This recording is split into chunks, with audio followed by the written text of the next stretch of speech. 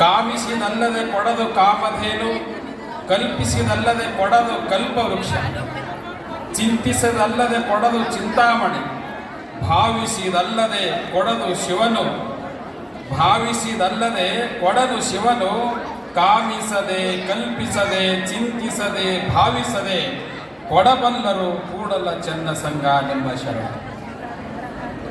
ಚನ್ನಬಸವಣ್ಣವರು ಈ ಮಾತನ್ನು ಹೇಳ್ತಾ ಇದ್ದಾರೆ. ಅಂದರೆ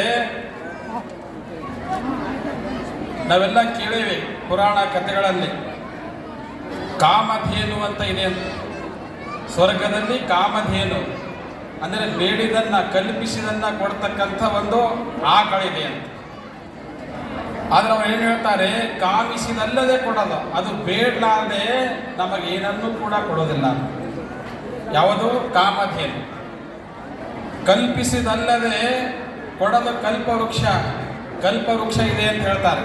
ಅದ್ರ ಕೆಳಗೆ ಹೋಗಿ ಕುಳಿತು ನಾವೇನನ್ನ ಮನದಲ್ಲಿ ಕಲ್ಪನೆ ಮಾಡ್ಕೊಳ್ಳಿವಲ್ಲ, ಅದೆಲ್ಲ ನಮ್ಮದು ಕಲ್ಪವೃಕ್ಷ ಕೊಡ್ತಾನೆ. ನಾವೇನು ಕಲ್ಪನೆ ಮಾಡ್ತೀವಿ ಅದು ಕೊಡ್ತದೆ. ಕಲ್ಪನೆ ಮಾಡಲಿಲ್ಲ ಅಂತಂದ್ರೆ ಏನೂ ಕೊಡೋದಿಲ್ಲ. ಅದು ಕಲ್ಪವೃಕ್ಷ.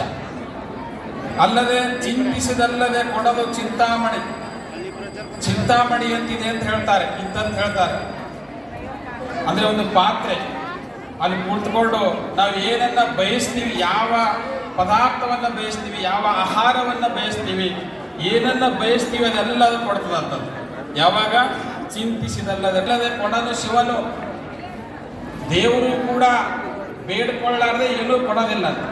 ಭಾವಿಸಿದಲ್ಲದೆ ಕೊಡಲು ಶಿವನು. ಆದರೆ ಮುಂದೇನು ಹೇಳ್ತಾರೆ ಅವರು?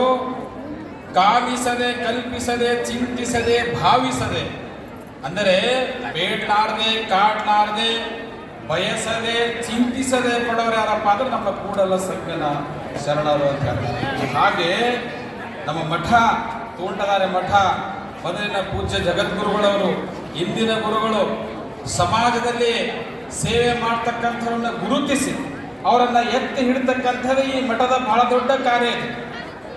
ಇದು ನಾವು ಯಾರೂ ಬರೀಬೇಕಾಗಿಲ್ಲ. ಇದು ನಾನು ಹೇಳ್ತಾ ಇದ್ದೀನಿ ಅಂತಂದ್ರೆ ನನ್ನ ಸ್ವಂತ ಅನುಭವದ ಮಾತನ್ನ ನಾನು ಹೇಳ್ತಾ ಇದ್ದೀನಿ ಅಷ್ಟೇ.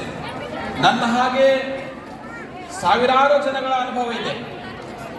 ನೀವು ಮಠದ ಸೇವೆ ಮಾಡದೇ ಹೋದರೂ ಕೂಡ, ಸಮಾಜದಲ್ಲಿ ಒಳ್ಳೆಯ ಸೇವೆ ಮಾಡ್ತಾ ಇದ್ರೂ ಕೂಡ ನಿಮ್ಮನ್ನು ಗುರುತಿಸಿ ಅದರ ಪ್ರತಿಫಲವನ್ನು ಈ ಮಠ ಕೊಡ್ತಾರೆ.